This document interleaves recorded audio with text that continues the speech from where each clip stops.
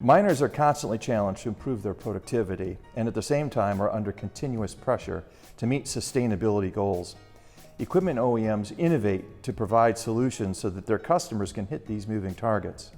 Horton can help by providing specialized cooling system components that help the equipment OEMs and the miners meet the dual challenges of productivity and sustainability. A great example of this are the new Komatsu 830E-5 and 930E-5 haul trucks.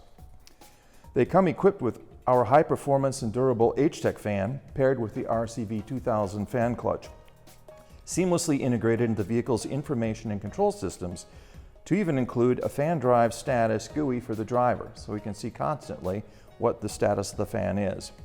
The fan is extremely rugged and optimized for the system restrictions and airflow requirements we typically find in our mining applications. The clutch only turns the fan when absolutely required and at the lowest speed needed to achieve the cooling goal, minimizing noise, fuel consumption, and horsepower loss to drive the fan. Reduced fuel consumption helps miners reach their productivity and sustainability goals at the same time.